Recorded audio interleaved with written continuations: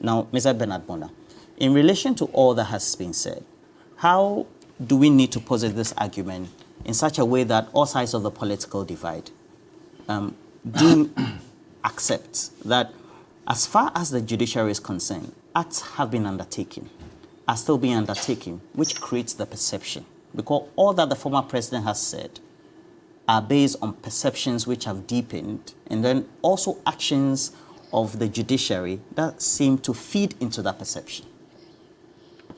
You choose to call them perception or their reality. First, good morning to Bas, and then also to Miracles, and of course to yourself and your numerous viewers, and in particular your technical crew who are doing the bulk of the job and yet they are not seen.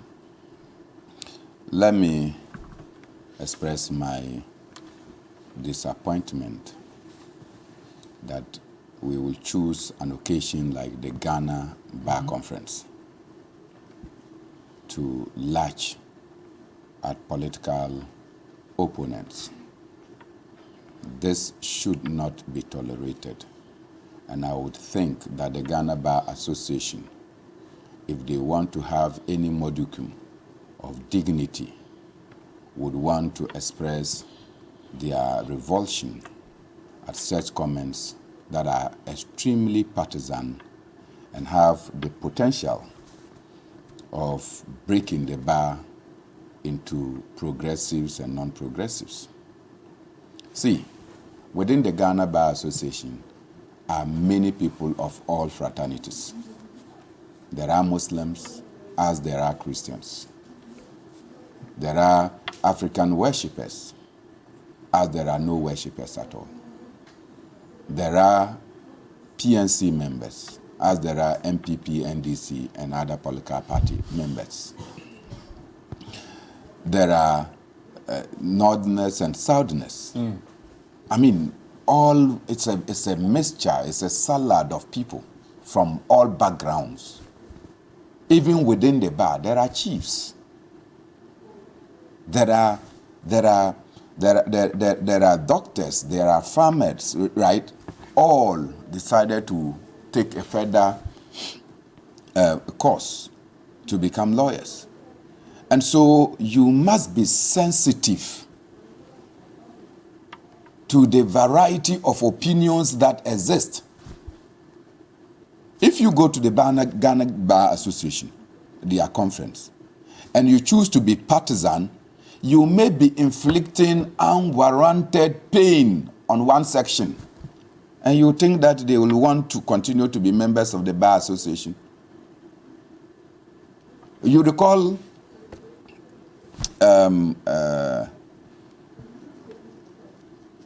Ward Brew, who felt that the Bar Association cannot, an association is just people, voluntary, and people submitting themselves to a group. And so he formed the Bar Association of Ghana instead of Ghana Bar Association. So his is called BAC. I remember that time. Right? So that he can make the case that the Ghana Bar Association cannot represent the true interests of lawyers in this country, and that lawyers in this country can have others. Given the level of partisanship, particularly if you listen to the pronouncements of our current Attorney General, and you compare that with that of the President, you know that the Ghana Bar Association, to a large extent, has been bastardized, and its potency has been ridiculed by partisan infiltrations. What are we talking about? We have been in this country when somebody who is an MPP parliamentary candidate has been appointed into the Court of Appeal and immediately promoted to the Supreme Court. We are in this country where members, many members that you know, that are directly aligned to the MPP, are promoted or appointed into the superior courts. Then the news come. You have a minister responsible for national security who, in meeting with these judges, make the potent statement that, look, these judges, you have to be careful. It has become too synonymous that anytime you talk about the Ghana bench, it is a unanimous decisions that come out. And that anytime these unanimous decisions are coming out and largely in favor of the government, they may be perceived that the bar or the bench is working for the government. And those decisions may not lead to the survival of our democracy. This is Kandapa, who was worried that within the bench, we don't have dissenting opinions again. Any elementary student of law appreciate the fact that even where you have unanimous decisions, the individual write-up of the judges bring out different reasoning, and that leads to the promotion and development of law. Do you understand that? Individuals, we can all agree that, look, this case is a no case. But what I put and my reasoning for why it is a no case will be different from why he thinks that there's no case. And that will lead to the development of law. But these days, what do we see? All of them come and sign because one person has written the judgment and they come and sign. No, you can't make those conclusions. Because when it comes to judges empaneled to adjudicate a case, they all give their views. Is that not the case? Have you read the judgments of late? I read some of the judgments. Have you read? I read some Don't you see that all of them sign under one judgment? But you don't see that? I see that, but what is wrong with that? So why can't I make that conclusion? Is it not true that they are also empaneled? I'm saying that after the empanel, why? I think when I'm speaking, you don't listen. I listen very well. You are too concentrating on your phone. It's not true. You understand? When I'm speaking, take your time and listen. Because I'm watching you directly. I'm saying that. After they have finished, one person writes the judgment and the others sign, they agree. Instead of offering their individual opinions, even if you agree that this case is a no case, this case has no merit, let us see your reasoning for why it is no merit or for no merit. It doesn't. And so if we sit today, and the Ghana Bar Association is not worried about the lopsidedness of the bench, and one person come and say that, look, you can see that the scale of justice is like this. So I'll come and put weight on this side so that that side too can come. So that when they are making their judgments, citizens will appreciate it. Probably if I were the one who was making that pronouncement, I would say that we will find a way of reducing those who have been appointed that are perceived as partisan. Probably if I were the one making that statement. But he said no, they are already appointed. So put weight on this side so that this side can come up so that they can be a par. The man who spoke, this is what I want to do, and the man who is doing, which one is dangerous? President Akufo-Addo is doing what somebody said I will come and do. And then he hit somersault to say, don't allow that person to come, because he says that he's coming to do what I am already doing. It's like Yun Chung's book, Taking Away the Ladder. The steps, like, or the advanced nations, they climb a certain ladder to development. When we, the developing countries, want to climb the same ladder, at the top, they are pushing away the ladder. This is what President Akufo-Addo seeks to do. You see, I think that the speechwriters of the president will have to distinguish between partisan platforms and non-partisan platforms. If the president made this pronouncement at an MPP conference, clap for him, because that is the opportune space to make those pronouncements. You are talking about somebody writing his opinion and saying that, look, I have done investigations. I think that official one is referencing to John Mahama. But in this same country, we sit here and Al Jazeera makes damning revelations about our president's quest and love for wealth. The president, out of anger, wrote and gave them 100 days. Your TV station, your media house, was attached to it. You even wrote to Al Jazeera yourselves. Al Jazeera came and rubbished what the president said. You think I'm a happy man? To see an international media treat my president with such disdain and no respect? No one is talking about it at a bar conference. So please, some of these jabs, at the appropriate places when they are used, nobody will say anything. But not at the Ghana Bar Conference. I think that that was a no, and the president's speechwriters may not. And not just the president. You have a minister for justice who comes to say that the next president of Ghana will be an economist. Really? Minister for justices are now soothsayers. They are now prophets. They can foresee. How is that your concern? But it's true that he's also a politician. If the next president is going to be a farmer like me, what is that your concern? If the next president is going to be a what do we call it? A decentralization expert like Miracles, what is that your concern? What's your concern? Okay. Now, I don't get it. Let's put this example of an individual who, of course, is now at the Supreme Court. And this gentleman stood as a parliamentary candidate of the ruling party. We put his campaign on the screen, and then also you see his poster as well. So the concern is, we followed up with Kandapa's own concerns about the perception that is deepening about corruption and then politicization of the judiciary.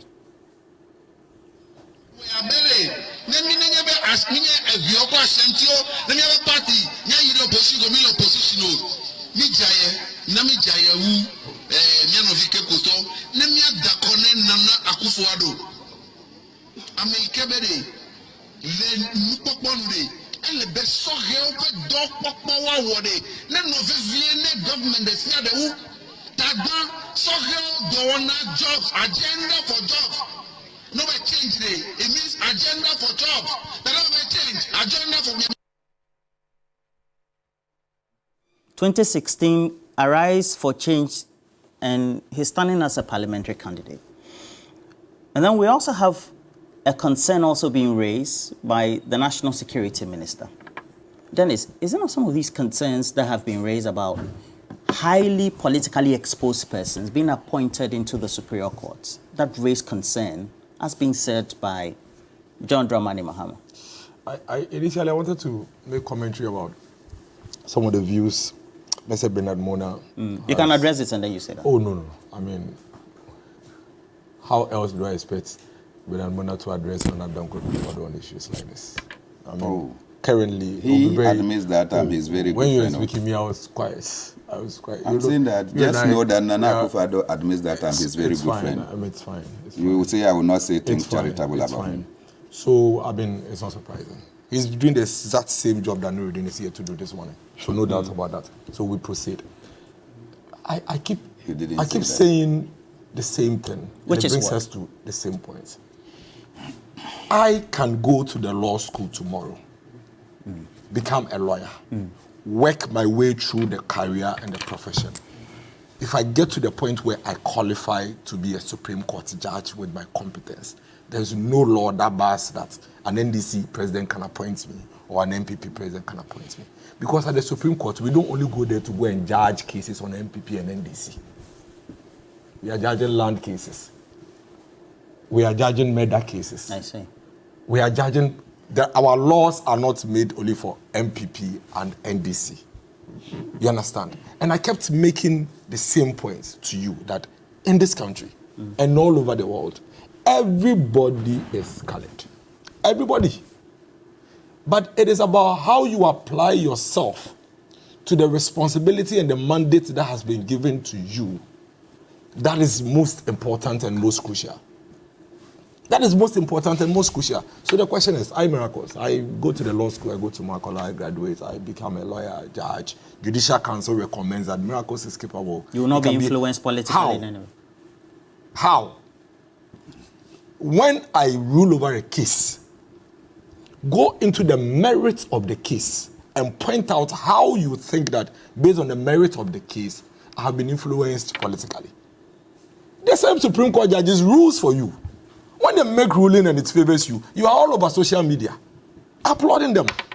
when the same Supreme Court rules against you, all of a sudden, it is because they are MPP or NDC. Is it the case that all the judges appointed under Professor Mills, all the judges appointed under John Mahama were NDC? Is it the case? You think we don't have posters and we don't have videos of judges appointed under NDC who were also campaigning and supporting NDC in various ways? Don't we have an NDC Association of Lawyers with some of them already also on the bench? But that is not what is important. That is not what is crucial. What is crucial is that when the cases go to the Supreme Court and they are ruled on, the merit of your case is what is looked at.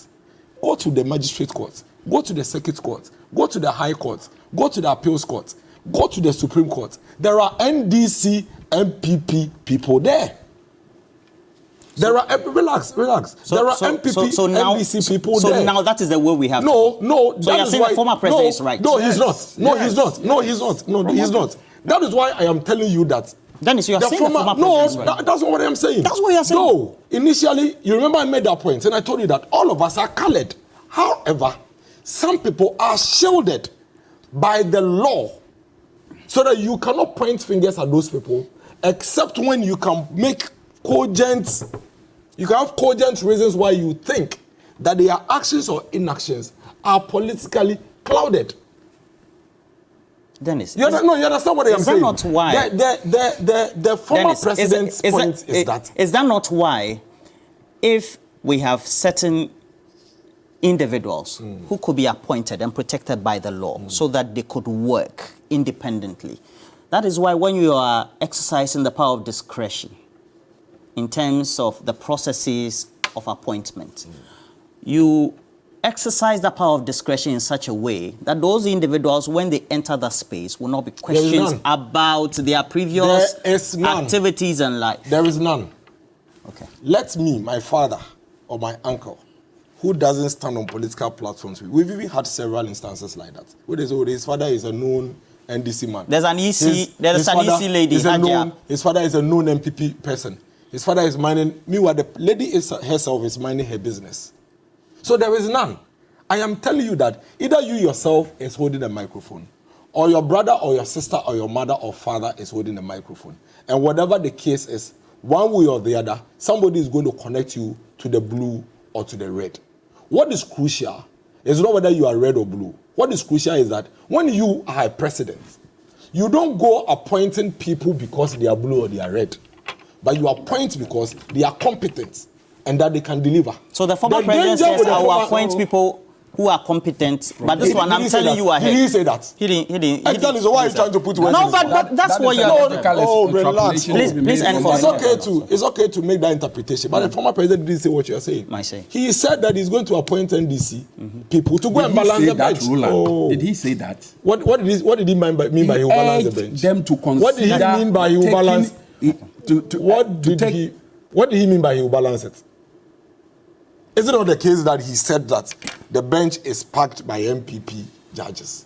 And so when he comes, he will bring NDC people to balance it. Is that not the case? All right. Otherwise, what's the point with balancing? Now, let's take a soundbite from Kandapa, and then and then Nuruddin will respond appropriately.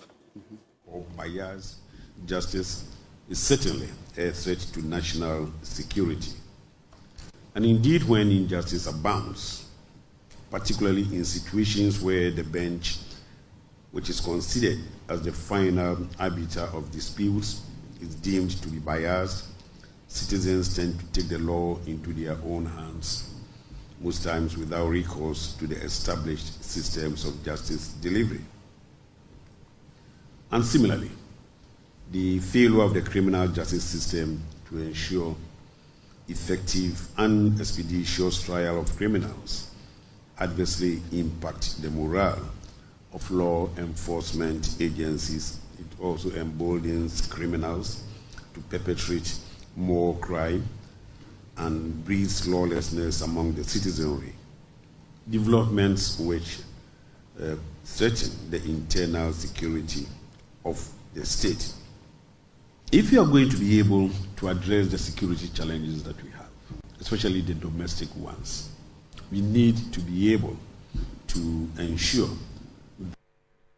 we do believe that there must be judicial reform. Indeed, most Ghanaians, if you interview most Ghanaians, they believe that there must be some reform of the judiciary in order to bolster its reputation and make it an independent institution that not only Ghanaians, but foreign investors and any person who is in the jurisdiction of Ghana can trust. And so, as part of the discussions you have, we must look at how we, as the executive, and also the members of the judiciary can work together to improve the image of the Ghanaian judiciary. I believe that if the image of the judiciary is improved, it inures to the benefit of those who work in the courts. It inures to the benefit of the judges and all the judicial service workers. And so this must be something that the executive cannot impose on the judiciary, but the judiciary and the executive working together, can work to improve the stature of the judiciary. We have our work cut out for us when it comes to the executive. We must make sure that we restore the trust of our people in the executive, and that people are not going to come into office and money is going to be found under their bed. And at least I can guarantee and assure the nation that I'm not going to be a clearing agent president, and that if people are accused of corruption, we would allow the constitutional bodies that are mandated to deal with those issues to go ahead and do their work. You see? And Ambassador, so we see a national security minister raising concern, then the former president acts up and say it's all within the perception that the judiciary is just not being fair and politicized. You see, I don't actually know the difference between what Kandapa said and former President Mahama said. Maybe it's because former President Mahama is in NDC, that is why the MPP have had issues with what he said. But Roland, even members of the MPP have had cause to attack the judiciary based on certain judgments that they have given at a particular point in time. If you go to Gabi Asarioche Twitter handle, that is 13th August 2023, that is in the aftermath of the Supreme Court. I'll give it to you so that you project. No, wait, that will be 2013. This is what actually. he had to say about the not 2023, 2013 election petition. This was a corrupt judgment. I say so without apologies. Potentially dangerous to our democracy.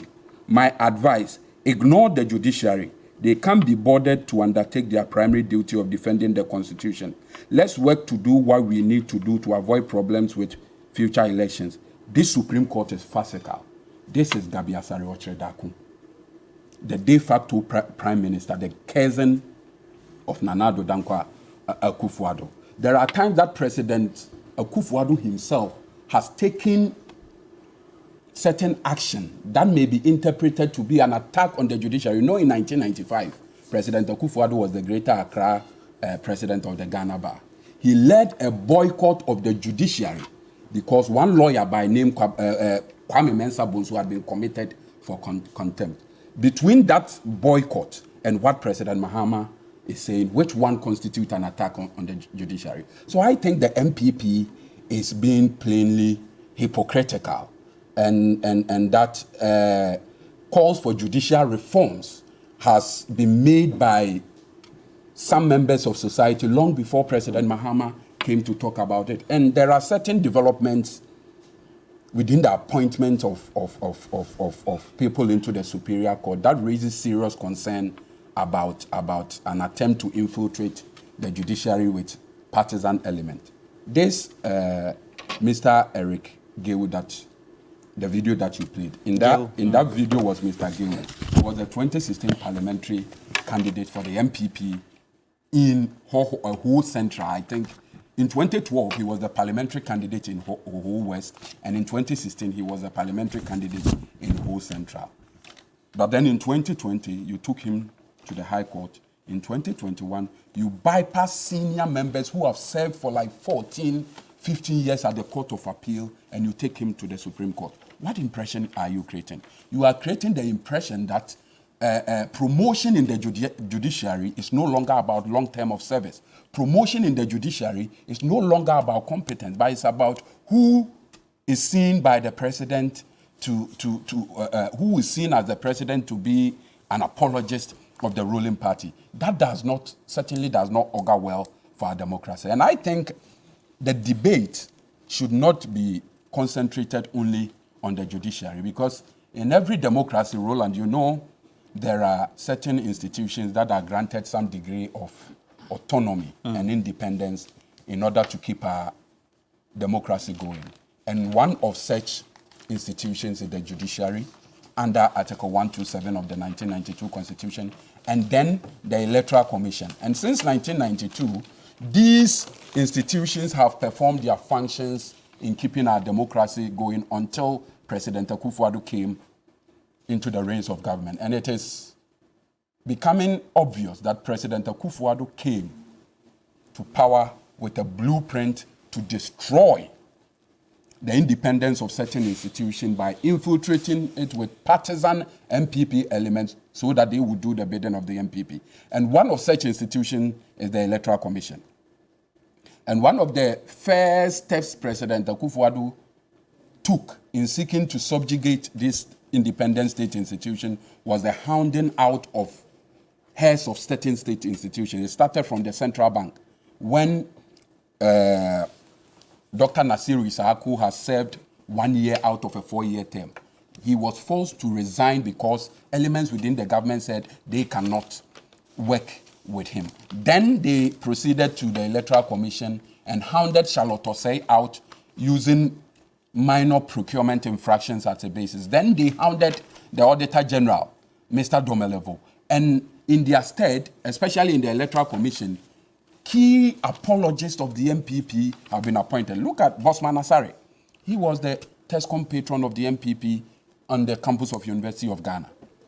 The recent appointment President Akufo-Addo made, Dr. Apia Hene, he is more or less like a serial caller of the MPP. So how President Akufo-Addo have been able to desecrate the revered institution of the Electoral Commission with this partisan element is a danger to our democracy. And the earlier we rise in arms against this, the better it would be for our democracy. And this partisanship, Roland, is beginning to show in the kind of decisions the Electoral Commission is taking.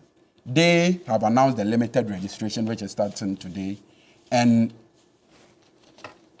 they have decided not to listen to the voice of reason from the CDD, political parties, traditional authorities, to take the registration close to the people as stipulated by the Constitution, because they think in so doing they will be opening up the process, including Codeo. For a lot of people to register, which will be to the disadvantage of the ruling government. So I think, like I said, independent state institutions do play certain key role in the maintenance of our democracy. Okay. And President Akufo-Addo will go down in history as one president who came with an agenda to bastardize these institutions in order to subjugate them to the need of his partisan interests. Would you say that a conclusion can be made that in taking the power of that discretion, the president seemed to have created a publicity baggage, a certain negative perception for these independent bodies, i.e. some of these institutions, including the Judiciary, the Electoral Commission, following those appointments that have been made? Let me congratulate Dr. Evans Agrit Darko. You know him very well. He used to be with the political science. I used to interview him. Yes. Yeah, all the time. Where has he been appointed now? He's now appointed head of service. Civil service. Civil service. Okay. And I think that, if he will maintain the same posture that I know him when he was at the University of Ghana and then he moved to the Ministry of Parliamentary Affairs, he will go down probably as one good appointment for our nation. I pray that he maintains that posture. Congratulations, Doctor. Roland, President Akufo-Addo is a very dangerous man. When it comes to the manner in which he has run the affairs of this nation. As an individual, he could, and in my view, he is an excellent person. But as president, very dangerous and terrible, and that if care is not taken by the time that his tenure is over, most institutions would have lost their efficacy, their potency, their vibrancy, and above all, their integrity. And this we must all guard against. It has reached a certain point where, because of the kind of emboldenment that President has offered to these institutions, those occupying those positions are belching. You know how to belch? Oh, you belly full, then you belch. That is why the Electoral Commission, led by Jean Mensah Asari, are in a state of belching. You know, the Electoral Commission said they are going to do limited registration using their district offices. Who has not spoken against it? That it is not the way to expand the voters' register. Who has not spoken against it? Every well-meaning Ghanaian from political parties, and I've listened to members of the New Patriotic Party, who have asked the Electoral Commission to expand at least to the electoral areas. I've listened to members of the National Democratic Congress. I've listened to members of the People's National Convention. I've listened to members of the Convention People's Party. I have listened to chiefs who have even said that, look, by limiting it to the districts, you are providing opportunity for those who have ill-gotten wealth to buzz people to go to the registration centers. And when they buzz the people think that they owe allegiance to these people who have buzzed them and offered them the chance to go and register. And therefore, democracy is sold to the highest bidder. That should not be the function of the Electoral Commission. Then political parties went to court to file processes at the Supreme Court. Individuals have gone to court to file an injunction on this exercise. The Electoral Commission ignores the fact that political parties have gone to court, individuals have filed an injunction, and they say that they are going to go ahead with the registration. Is it not belching? They said they are independent body. Independent to who? The President of the Republic of Ghana is elected by the citizens. Go and read Article 1 of your 1992 Constitution. And that sovereignty resides in us, the citizens. And so we who have the sovereignty elected the president, and the president appoints you. The president is not independent of the citizens, and you come and say that you are independent. Think correctly. You are not thinking. Because you must think correctly that your appointer is not independent of the people, and therefore you cannot be independent of your appointer. How is this not a common sense? So when you sit down and see, I noticed this. Look, recently, the National Democratic Congress were to go for their presidential elections in-house. Then Dr. Kobnad Dufour went to court. What did the Electoral Commission say? They are unable to come because they have been served. Is it not public knowledge? The Electoral Commission said that they are not able to go and do the NDC elections for them because they have been served. Today, the Electoral Commission has been served. The Electoral Commission is going ahead. I love it. I love it. What it means is that as the Electoral Commission defies the course today, Arise Ghana and all other civil society organizations, anytime anybody serves us any court processes, we can defy the court and do what we want to do. Don't think that you do these things And we will take cue and we will act. And the potency with which we will act, you will not love it.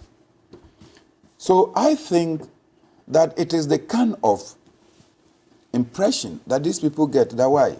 Me, I was sitting somewhere. I am seen as a party sympathizer. The president decided to offer me a job. I can do what I'm doing. The Electoral Commission must know that their work is said that they can make or unmake our democracy. When our democracy is unmade, they cannot continue to be in office themselves. Okay. I would want a word on you on, we're doing some Tema motorway, etc. But on the, if we go about, and this one is the president is the appointing authority, and he goes about based on your description. Once a person gets there, it's an independent institution, that person is clothed with that level of independence. He will be trusted or she will be trusted to do that work independently.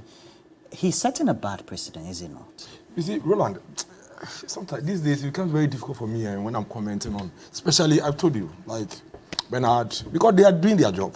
I mean, Bernard is basically doing the job that Nuruddin is doing. I have a political party. Recognize that. No, I don't.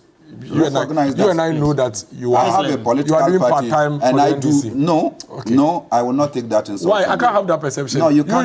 You have your view on the president. You cannot. You sit here and call the president dangerous. I'm very dangerous. I'm saying you are doing the work for the NDC. I am not doing it. I belong to a political party. That is a fact. I can give you plenty of evidence. So he's doing the job for the NDC. So I don't want to spend time to comment on him. But you see, I don't speak for the EC. The EC, they have their own PR. Haven't we had our own share of banter with the Electoral Commission? Which share? The MPP. This Electoral Commission. That was in opposition. Oh, I beg you. Electoral Commission, has it changed? Have we changed the name of the Electoral Commission? Is it not an institution? I'm making a point. I'm making a very sensible point. The same Electoral Commission that you sit here, and you are claiming that for some reason that Electoral Commission is doing what the Nadu Danko Akufo-Addo wants. That Electoral Commission, because of them, were beaten on the street of Accra. Let my vote with count. Hot whips. Hot water was poured on us, Electoral Commission. Oh, beating. Oh, please. Electoral Commission. This same Electoral Commission. Has it changed? The time we'll be beaten on the street of Accra, the Charlotte. So this is equalization? No, it is not. I am telling you that I don't speak for the Electoral Commission. For which reason you don't come and pretend. But Dennis, you are saying no, that I am saying in you don't come and pretend on TV that something new is going on with the Electoral Commission. Were beaten canisters and then hot water was poured on you. So I am telling you that don't come and sit on TV. So this is a reprisal. No, don't come and sit on. Don't use words. I am here. Let me speak. Don't come and sit on TV and pretend as if something new is happening with the Electoral Commission because Akufo-Addo appointed some people. That is a common sense. I am saying on your TV that as far back as 2016, 2015, people were going to court against the Electoral Commission. People were taking Electoral Commission to court. People were challenging the Electoral Commission on their decisions. People were protesting against the Electoral Commission. Equalization. No, it is the same Electoral Commission. So don't come and make the illogical point that the Electoral Commission is adamant because of Nana Danko Akufo-Addo. That is a sensible point. When Nana appoints a known pro-party person Charlotte as a member. Charlotte Osei when we're being beaten on the street, was it because John Mahama had appointed was he a pro-NDC person? No, that's what I'm saying. Sensibly, you don't make the argument. Especially when they say... Dr. Hene is a no. I am saying that is why I'm saying that sensibly, if there are precedents of the same Electoral Commission, they have been doing the president sensibly does appoint such Roland, people. Would you let me flow? I am telling you that to equalize the work of the Electoral Commission to equalize. No, I'm telling you that the way the Electoral Commission, he has the power to appoint. The way the Electoral Commission has been working has not changed. It hasn't changed from 2016. It hasn't changed from 2023. So don't make the illogical points. Abu Lawal the Electoral Commission is adamant. Abu Lawal says you are equalizing. Akufo-Addo appointed. The Electoral Commission is the same Electoral Commission in 2015, the same Electoral Commission in 2016.